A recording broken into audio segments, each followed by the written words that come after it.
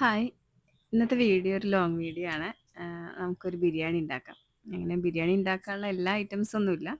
ഒരു തട്ടിക്കൂട്ട് ബിരിയാണി അത്രയേ ഉള്ളൂ. ഞാൻ ഒറ്റയ്ക്കല്ല കേട്ടോ ഉണ്ടാക്കുന്നത്. കുട്ടികളും കൂടെ ഉണ്ട്. ഇങ്ങനെ എന്തെങ്കിലും സ്പെഷ്യലായിട്ട് ഉണ്ടാക്കുകയാണെങ്കിൽ ഇവരെൻ്റെ ഒപ്പം നിൽക്കും കേട്ടോ.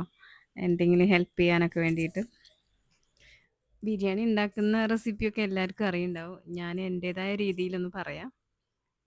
ചിക്കന് മുളക് പൊടി, മഞ്ഞൾപ്പൊടി, ഉപ്പുമിട്ട് ഞാനൊന്ന് വറുത്തെടുക്കും. അങ്ങനെ ചിക്കനൊക്കെ ഞാൻ വറുത്തെടുത്തിട്ടുണ്ട്. അപ്പോഴേക്ക് കുട്ടൻ കുറച്ച് സവാളയൊക്കെ തോല് കളഞ്ഞ് വെച്ചിട്ടുണ്ടായിരുന്നു.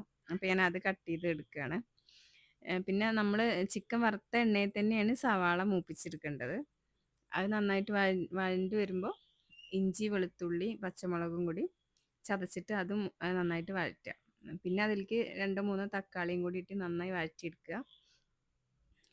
പിന്നെ മുളക് പൊടി, മഞ്ഞൾപ്പൊടി, ബിരിയാണി മസാല അതും കൂടിയും ചേർത്തിട്ട് നമ്മൾ ചിക്കനൊക്കെ എത്ര ഉണ്ടോ അതിനനുസരിച്ച് ചേർത്തിട്ട് നന്നായി മൂപ്പിച്ചെടുക്കുക. പിന്നെ വറുത്ത് വെച്ച ചിക്കൻ അതിലേക്ക് ഇടുക. പിന്നെ കുറച്ച് തൈര് ഒഴിച്ച് വേവിച്ചെടുക്കുക. അത്രയേ ഉള്ളൂ പരിപാടി.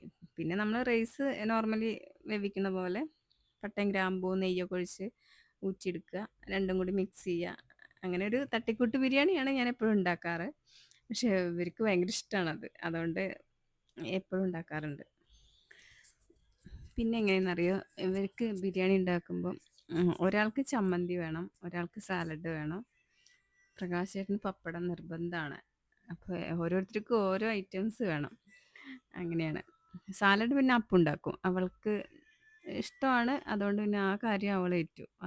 അത് നോക്കേണ്ട ആവശ്യമില്ല. മുന്നൊക്കെ ബിരിയാണി വെക്കുകയെന്ന് പറഞ്ഞാൽ ഭയങ്കര പാടുള്ളൊരു സംഭവമാണ്. അങ്ങനെ എല്ലാവർക്കും ഒന്നും വെക്കാൻ പറ്റില്ലല്ലോ. പക്ഷെ ഇപ്പം അങ്ങനെയല്ല. ഇപ്പം എല്ലാവർക്കും വെക്കാൻ പറ്റുന്ന ഒരു സിമ്പിളായൊരു സംഭവമാണ് ബിരിയാണി ഉണ്ടാക്കുക എന്നുള്ളത്. എനിക്കൊന്നും ആദ്യം അറിഞ്ഞിട്ടുണ്ടായിരുന്നില്ല കേട്ടോ. പിന്നെ എൻ്റെ ഒരു ഫ്രണ്ടാണ് എനിക്ക് പഠിപ്പിച്ചു തന്നത്.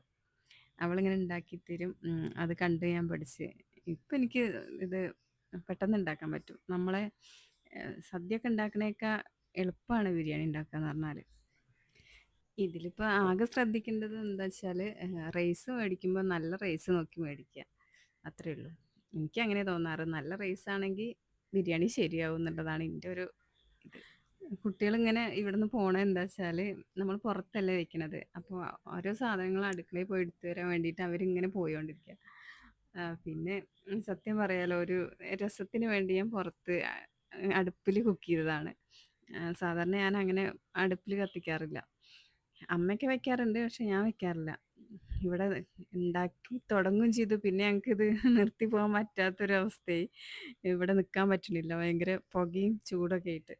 അതാണ് കുട്ടികളിങ്ങനെ ഓടുന്നത്.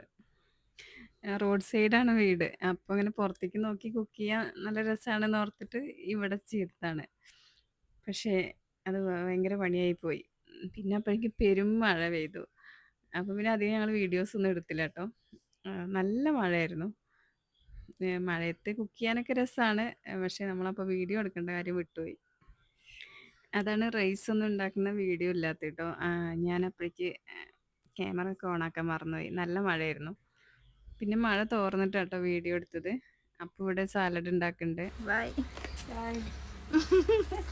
അമ്മമ്മ മാവേലിക്ക് സാധനങ്ങൾ മേടിക്കാൻ പോവാം ഗൈസ്. ബസ് കത്തിക്കുക.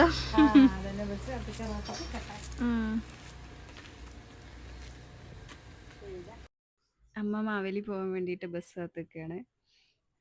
പിന്നെ നമ്മൾ റൈസും ചിക്കനും കൂടി ഇങ്ങനെ സെറ്റ് ചെയ്യുക. ഫസ്റ്റ് നെയ്യ് ഒഴിച്ച് റൈസ് ഇടുക. പിന്നെ നമ്മൾ വഴറ്റി വെച്ച ഉള്ളി, മല്ലി, പുതിന അതൊക്കെ ഇട്ടിട്ട് സെറ്റാക്കി എടുക്കുക. അതിന് മേലെ ചിക്കൻ ഇടുക. പിന്നെ അങ്ങനെ അത് ലെയറായിട്ട് ഇങ്ങനെ ഇട്ട് കൊടുക്കുക. അങ്ങനെയാണ് ഞാൻ ചെയ്യാറ്. എന്നിട്ട് മുകളിൽ കുറച്ചും കൂടി നെയ്യ് ഒഴിച്ച് കൊടുക്കുക. പിന്നെ ചെറിയ സിമ്മിലാക്കിയിട്ടൊന്ന് സ്റ്റൗവിൽ വയ്ക്കുക. സ്റ്റൗവിൽ അല്ലെങ്കിൽ അടുപ്പിൻ്റെ അടുത്ത് വയ്ക്കുക. പിന്നെ വിളമ്പുമ്പോൾ നമ്മളൊന്ന് മിക്സ് ചെയ്ത് വിളമ്പിയാൽ മതി. അപ്പോൾ ഇതൊരു ചെറിയ വീഡിയോ ആണ്. വീഡിയോ ഇഷ്ടമാവുകയാണെങ്കിൽ ഒന്ന് സപ്പോർട്ട് ചെയ്യുന്നുണ്ടോ. അപ്പോൾ ഓക്കെ, ബൈ.